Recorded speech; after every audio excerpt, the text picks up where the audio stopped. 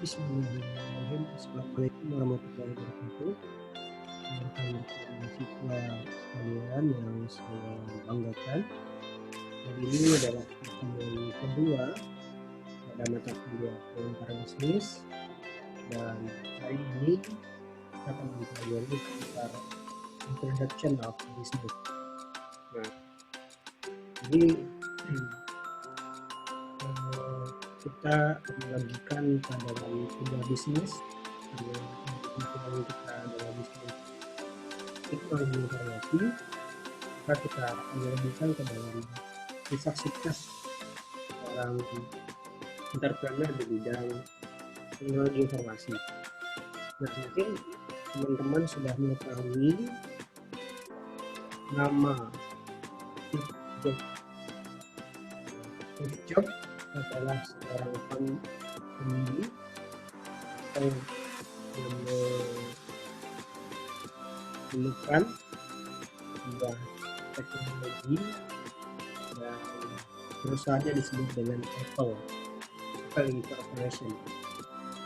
Nah,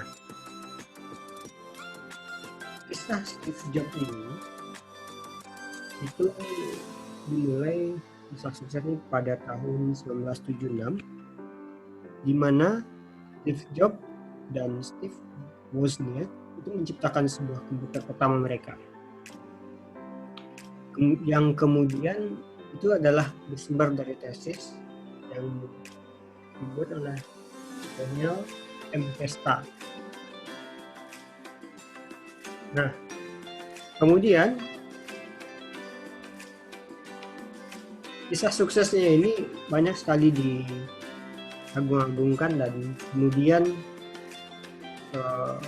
menjadi sebuah inspirasi bagi dunia ekonomi, di mana bisnis itu tumbuh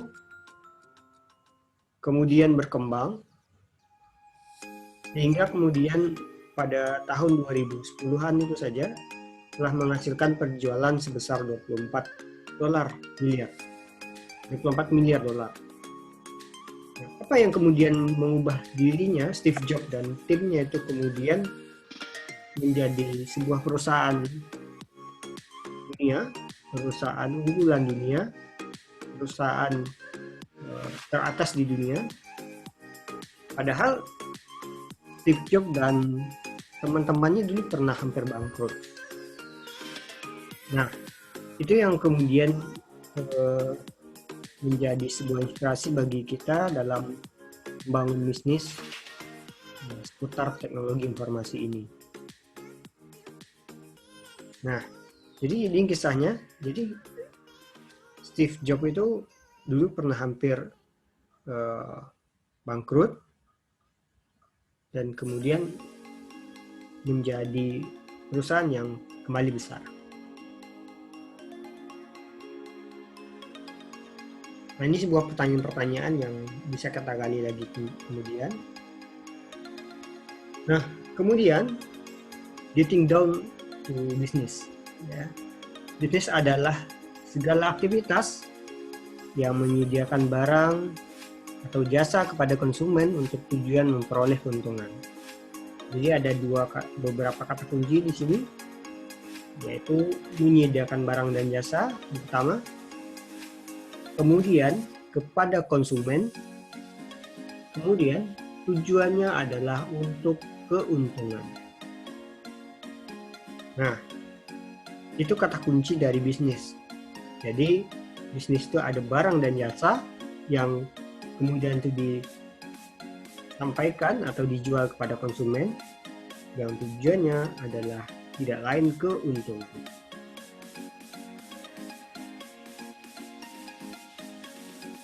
Nah, di samping itu,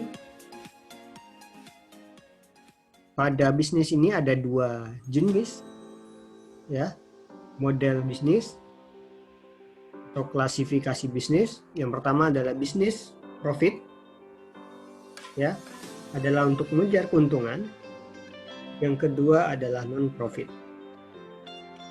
Non-profit bukannya tidak mendapat keuntungan, tapi keuntungannya tidak besar dan itu adalah bentuk dari bakti sosialnya saja. Nah, selanjutnya business participant and activities. Jadi partisipan atau unsur-unsur yang terlibat dalam suatu bisnis itu banyak sekali, dan itu harus kita perhatikan dan harus kita ketahui agar mendapat kesuksesan dalam berbisnis itu.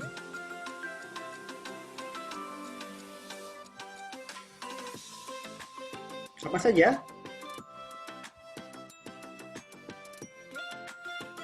komponen-komponen atau partisipan of bisnis itu?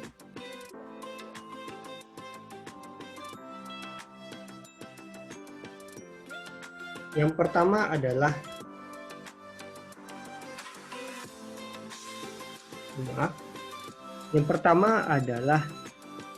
pemilik.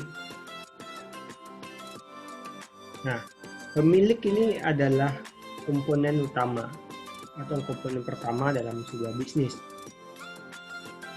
Kemudian ada karyawan. Nah, kemudian ada pelanggan. Nah, itu dia. Area fungsional bisnis. Nah, jadi pada kegiatan bisnis itu ya, itu ada beberapa area atau pekerjaan utama yang menjadi sebuah area fungsional bisnis itu. Yang pertama, manajemen, kemudian operasional, pemasaran, akuntansi, dan keuangan. Manajemen. Jadi manajemen itu kalau orang yang mengelola manajemennya adalah disebut dengan manajer. Manajer itu bertanggung jawab atas aksi kerja dari orang-orang atau unsur-unsur yang terlibat di dalam perusahaan itu. Manajemen itu melibatkan perencanaan, organisasian, penempatan staf, mengarahkan dan mengendalikan sumber daya perusahaan sehingga dapat mencapai tujuan dari perusahaan tersebut. Kemudian operasi. Sebuah perusahaan harus mengubah sumber daya dari berupa tenaga, material, uang, informasi, dan sebagainya menjadi sebuah barang dan jasa. Nah, proses pengubahannya itu dari material itu menjadi sebuah barang dan jasa itu disebut dengan pengoperasian. Yang lain seperti rumah sakit. Rumah sakit itu sebuah bentuk sumber daya yang tidak nampak wujudnya atau sebuah jasa menjadi sebuah produk yang tak terwujud berupa perawatan kesehatan. Orang yang merancang dan mengawasi transformasi sumber daya menjadi barang dan jasa disebut manajer operasi. Jadi manajer untuk pengoperasian disebut dengan manajer operasi. Kemudian ada disebut dengan pemasaran.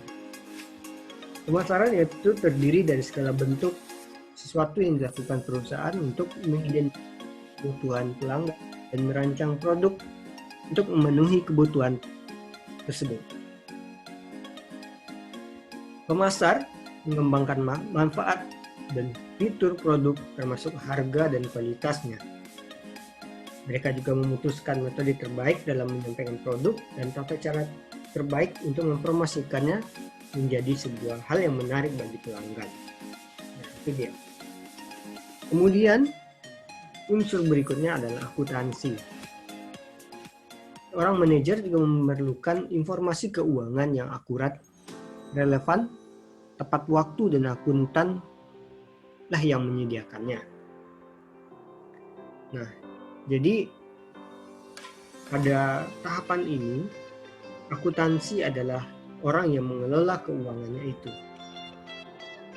Melihat cash flow, keuangan baik atau tidaknya, maka akuntanlah yang bakal melihat itu.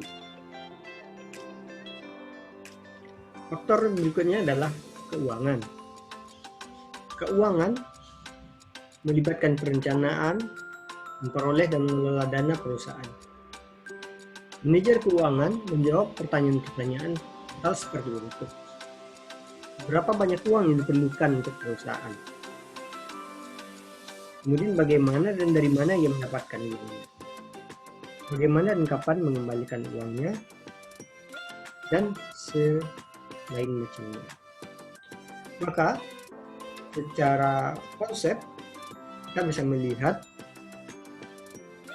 ini adalah environment atau sebuah lingkungan bisnis itu sendiri, di mana yang kuning adalah faktor X eksternal yang membantu dalam keberhasilan sebuah bisnis, diantaranya adalah ekonomi, tren, pasar, kemudian pemerintah, dan corporate citizenship.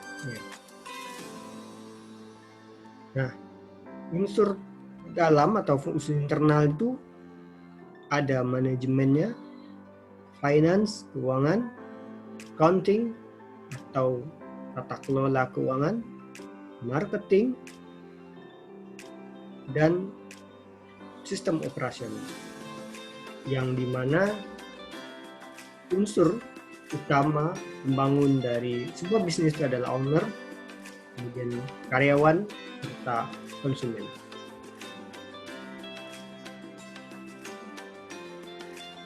Apa itu ekonomi? Ekonomi adalah studi tentang bagaimana sistem sumber daya itu digunakan untuk menghasilkan sebuah output barang dan jasa untuk orang-orang atau untuk konsumen. Jadi ekonomi itu adalah kegiatan bagaimana sumber daya itu digunakan untuk menghasilkan sebuah produk yang itu difungsikan kepada konsumennya. Sumber daya apa yang ada? Di sini ada beberapa tanah dan sumber daya alam lain, kerjaan, fisik dan mental, modal, termasuk gedung, peralatan dan keuangan, kewirausahaan atau skill. Ini ada contoh faktor-faktor produksi yang digunakan dalam sebuah produksi. Misalnya, contohnya di sini saya buat memproduksi sebuah baju kemeja. Nah, pertama lahan tempat pabrik baju. Kemudian apa sumber dayanya? Kalau dalam hal ini, kalau produksi kemeja, maka adalah tanaman kapas. Di mana kita ambil? Kemudian pekerja, pabrik, dan peralatan yang digunakan untuk proses produksi, serta keterampilan dari kewirausahaan itu sendiri. Ini adalah flow dari input ke output menghasilkan sebuah produk. Dari produk rumahan, kemudian menghasilkan sebuah produk. Nah, sistem pasar yang ada di dunia ada kita mengenal dengan sistem pasar bebas, yaitu sistem ekonomi yang sebagian besar bisnis dimiliki dan dioperasikan individu adalah sistem pasar bebas yang kapitalis. Selanjutnya, dalam pasar bebas, persaingan menentukan bagaimana barang dan jasa akan dialokasikan. Bisnis dilakukan hanya dengan keterlibatan pemerintah yang terbatas. Negara-negara yang menganut sistem pasar bebas ini ada seperti Jepang, Amerika, dan lain sebagainya. Jadi di dunia ini ada 3 jenis atau model sistem ekonomi. Komunis, kemudian kapitalis, tengah-tengahnya adalah sosialis. Sistem komunis ini banyak dipakai oleh negara-negara seperti Cina, sedangkan kapitalis lebih banyak dipakai seperti negara-negara di Eropa dan Amerika. Nah, kalau sistem ekonomi negara Amerika ini ada sistem campuran, di mana sistemnya adalah sistem pasar bebas. Pemerintah federal mengontrol beberapa layanan dasar, layanan pos dan kendali udara. Di samping itu, pemerintah AS juga memiliki beberapa karakteristik sistem sosialis, seperti memberikan tunjangan pensiun, jaminan sosial kepada pensiun pekerjanya. Jadi campuran itu adalah di mana ada sistem yang menggunakan sistem sosialis dan kemudian menggunakan sistem pasar bebas. Bagaimana dengan Indonesia? Nah, silakan Anda lihat-lihat sendiri dan mencari referensinya untuk dijadikan tugas. Nah, kemudian perfect competition, supply and demand. Jadi di dalam bisnis itu ada dikenal juga disebut dengan persaingan sempurna atau perfect competition. Yaitu terjadi ketika ada banyak konsumen yang membeli produk standar dari banyak usaha kecil. Nah, pada model bisnis ini banyak berada pada pasar-pasar tradisional di mana tidak ada penjual yang cukup besar atau cukup berpengaruh untuk mempengaruhi harga. Nah, sehingga pembeli menerima harga yang berlaku saja.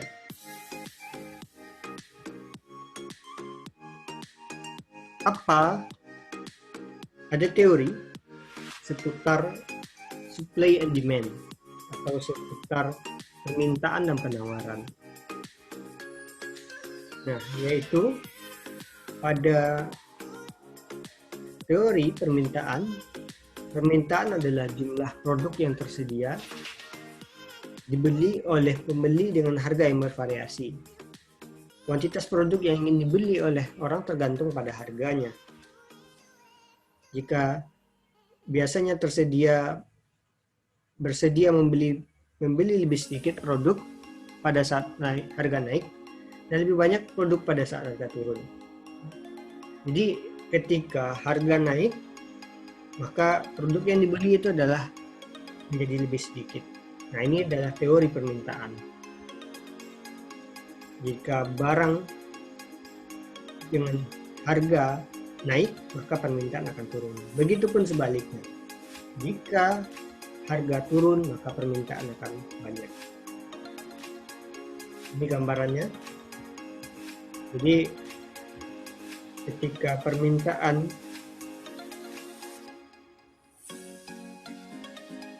ketika harga naik, ya, maka permintaan menjadi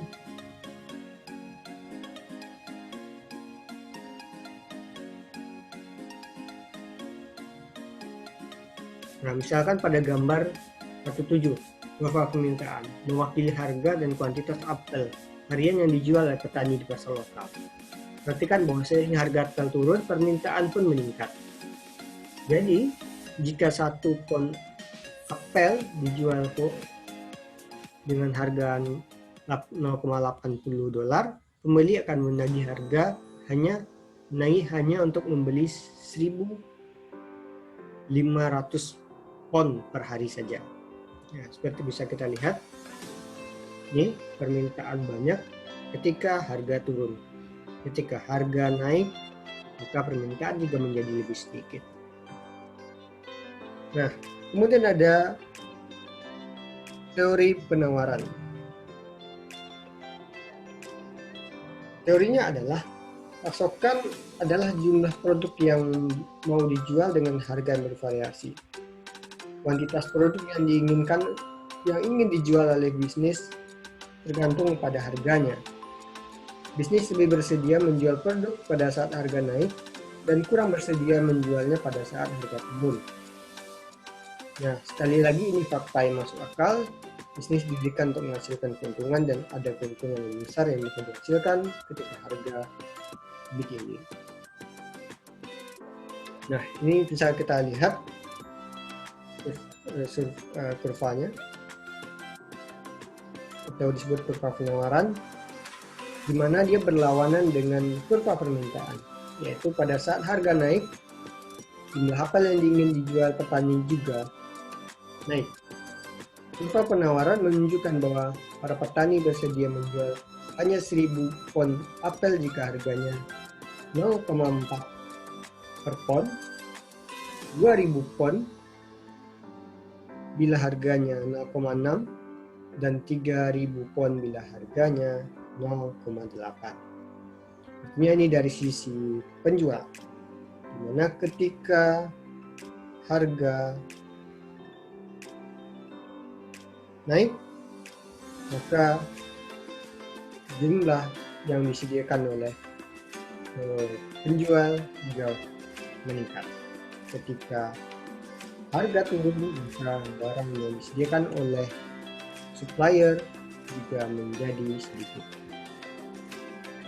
Kalau kita lihat dan kita tarik di antara dua kurva di atas, maka akan menjumpai titik temu antara kurva permintaan dan kurva penawaran, akan menjumpai titik temu, dan disinilah yang disebut dengan harga equilibrium, di mana titik keseimbangan harga itu tercapai antara penjual dengan pembeli itu sendiri. Kemudian ada yang disebut dengan ada beberapa tipe kompetisi. Yang pertama, ada beberapa tipe kompetisi dalam bisnis.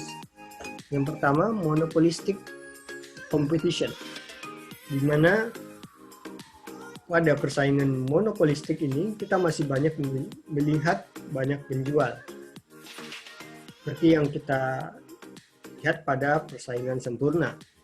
Namun sekarang mereka tidak menjual produk serupa. Sebaliknya mereka menjual produk yang berbeda, produk yang agak berbeda dan dianggap berbeda meskipun mereka mempunyai tujuan yang sama. Artinya, tipe pertama persaingan bisnis ini adalah seorang pebisnis, dia atau pada suatu persaingan bisnis banyak terjadi penjual, sehingga tidak banyak sekali terjadi persaingan. Nah, ini contohnya, beberapa orang lebih memilih Coca-Cola daripada Pepsi, meskipun kedua produk tersebut sangat mirip. Tetapi bagaimana jika ada perbedaan harga yang cukup besar di antara keduanya? Dalam hal ini, pembeli dapat bujuk untuk beralih ke salah satunya. Jika Coca-Cola mengadakan obral promosi besar di jaringan supermarket, beberapa peminum Pepsi mungkin beralih, paling tidak untuk sementara waktu. Nah, jadi ini dipengaruhi oleh harga. Ketika banyak supplier dari sebuah produk yang menawarkan harga murah, maka orang akan berminat untuk pergi ke sana. Ketika harga tinggi dari sebuah produk, maka orang akan lari dari produk itu. Kemudian yang kedua adalah tipe oligopoli, di mana di sini jumlah penjual menjadi lebih sedikit. Dalam pasar oligopolistik, setiap penjual memasok sebagian besar dari semua produk yang dijualnya di pasar. Selain itu, karena biaya memulai usaha di sektor oligopolistik biasanya tinggi, jumlah perusahaan pun semakin rendah. Jadi ini sudah pada tahap para penjual atau perusahaan di bidang-bidang tertentu saja.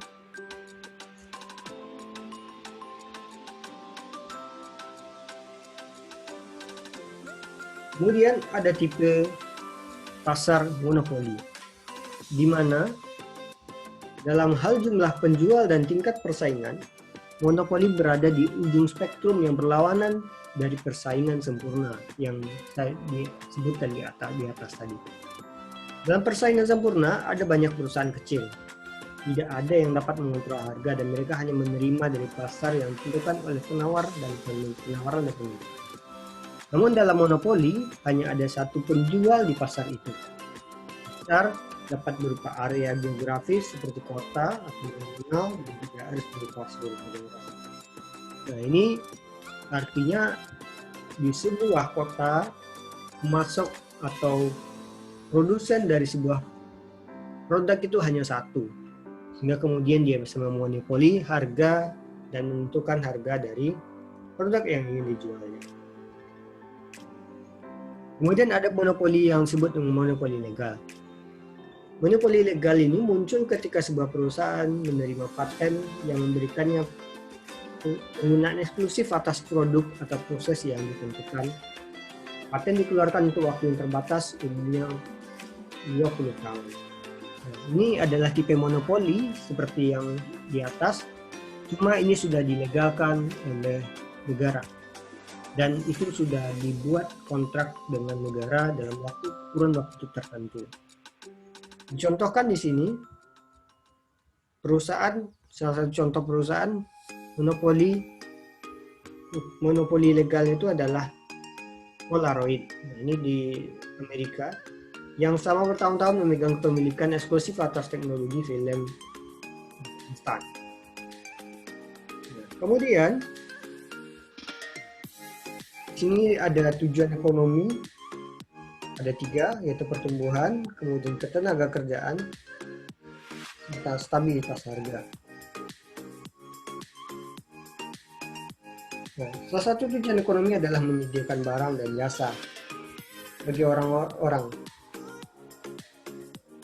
Salah satu cara para ekonom untuk mengukur kinerja suatu perekonomian adalah dengan melihat total PDB-nya.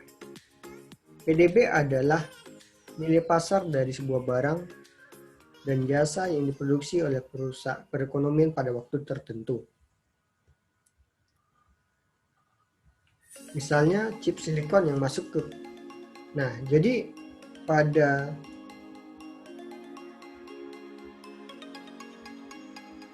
hal ini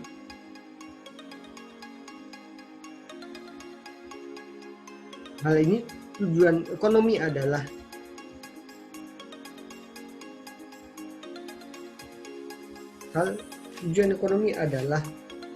untuk pertumbuhan ekonomi. Jadi tujuan bisnis itu adalah untuk menumbuhkan sebuah ekonomi. Kemudian pekerjaan penuh. Untuk menjaga ekonomi tetap kuat, orang harus mengeluarkan uang untuk barang dan jasa. Pengeluaran pribadi untuk hal-hal seperti makanan, pakaian, peralatan, mobil, perumahan, dan perawatan medis sangat dapat mengurangi PDB dan melemahkan ekonomi. Karena kebanyakan orang mendapatkan uang belanja mereka dengan bekerja. Tujuan penting dari sebuah perekonomian adalah menyediakan pekerjaan bagi semua orang yang bekerja. Jadi tujuan ekonomi yang pertama tadi adalah agar tumbuhnya ekonomi itu sendiri. Yang kedua adalah untuk ladang pekerjaan bagi orang. Ketika jumlah pengangguran sedikit atau jumlah pekerja itu banyak, maka akan meningkat juga ekonomi itu sendiri. Kemudian kestabilan harga. Tujuan utama ketiga dari sebuah perekonomian adalah menjaga stabilitas harga. Dengan adanya kegiatan bisnis ini diharapkan harga-harga menjadi stabil. Ketika tidak terjadi kestabilan atau inflasi, maka proses bisnis juga akan terganggu. Kemudian